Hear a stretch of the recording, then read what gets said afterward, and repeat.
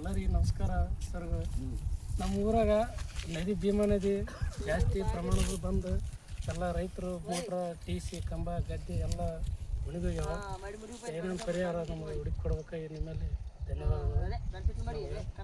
ಇಷ್ಟು ತ್ರಾಸು ಎಂದಾಗಿದ್ದಿಲ್ಲ, ಇದೇ ಫಸ್ಟ್ ನಮ್ಗೆ. ಪೂರಾ ರೈತರು ಹತ್ತಿ ಮಳೆ ಬಂದು ಹತ್ತಿ ಕಲಸ ಆಗ್ಯಾವ. ಮತ್ತು ಭೀಮಾ ನದಿ ನೀರು ಬಂದು ಬಡವರು ರೈತರು ಗದ್ದೆ ಕಲಸ ಆಗ್ಯಾವ. ಪೂರಾ ಏನು ಉಳಿದಿಲ್ಲ, ಪೂರಾ ಮುಳುಗೋಗ್ಯಾವ. ಕಂಬ ಇಲ್ಲ, TC ಇಲ್ಲ, ಮೋಟ್ರ್ ಇಲ್ಲ. ಮತ್ತು ಮಾಡಿ ಏನು ಕೈಗೆ ಬಂದಿರೋದಂಗೆ ಅದ. ಅದಕ್ಕೆ ಊರಾಗ ಕೌಳೂರೆಲ್ಲ ಸುತ್ತಮುತ್ತ ಹಳ್ಳಿಗಳಿನ ಕಲಸ ಆಗ್ಯಾವ. ಹಳ್ಳ ಕೊಳ್ಳ ಬಸ್ಸು ಬಂದಾಗ್ಯಾವ.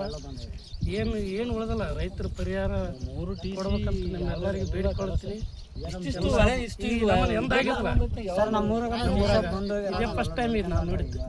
ಈ ಥರ ಎಂದು ಬಂದಿದ್ದಲ್ಲ. ನಾವು ಸಣ್ಣವರ ಬಂದದಂತ ಹೇಳಿದ್ರೆ ಅದೇ 2 ಮಡಿ 1 ಮಡಿಗೆ ಕಲಸ ಆಗ್ತದೆ.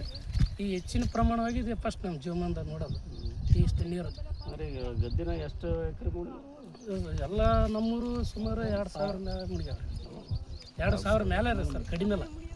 ಎಲ್ಲ ರೈತರು ಒಳದಂಡಿ 3 ಕಿಲೋಮೀಟರ್ ಹೆಚ್ಚಿನ ಪ್ರಮಾಣದಾಗ ನೀರು ಹೋಗಿ ಕಲಸ ಆಗಿಬಿಟ್ಟದ್ರಿ. ಏನು ಕೇಳಬೇಡ. ಆ ಕಡೆ ಚಂದ್ರಬಾಬು ಸಟ್ನಾಗ ಆ ಕಡೆನಂಗೆ ಊರು ಸುತ್ತಮುತ್ತ ರೀ ಕಲಸ ಏನಲ್ಲ.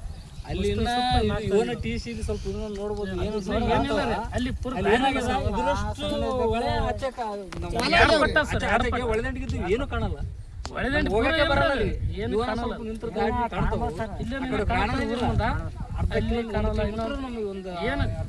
ಇದ್ರಂಗ ನಡ್ಬಾರ್ಕ ಗಡ್ಡೆ ಆದ್ರಿ ಸರ್. ಅಲ್ಲಿ ನಡ್ಬಾರ್ಕ ಗಡ್ಡಿ ಬಿಟ್ಟು ಆ ಕಡೆ ಹೊಳೆ ಈ ಕಡೆ ಹೊಳೆ ಆಗಿಬಿಟ್ಟದ.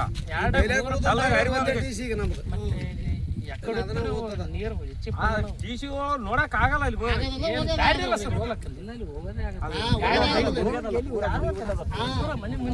ಕಾಣದಿಲ್ರಿ ಒಟ್ಟ. ಅಲ್ಲಿ ಇದ್ದು TC ಹಿಡ್ಕೊಂಡು ಹೋಗಲ್ರಿ. ಅಸಲ TC ಹೋಗೋದಾಗಲ್ಲ. ಈ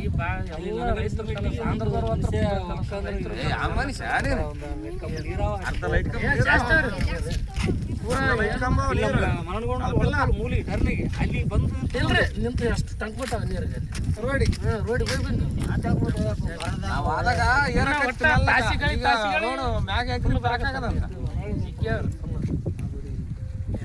ಈ ನಮ್ಮನ ಎಂದ ನೋಡಿಲ್ರಿ. ಈ ನಮ್ಮನ ಎಂದಾಗಿತ್ತು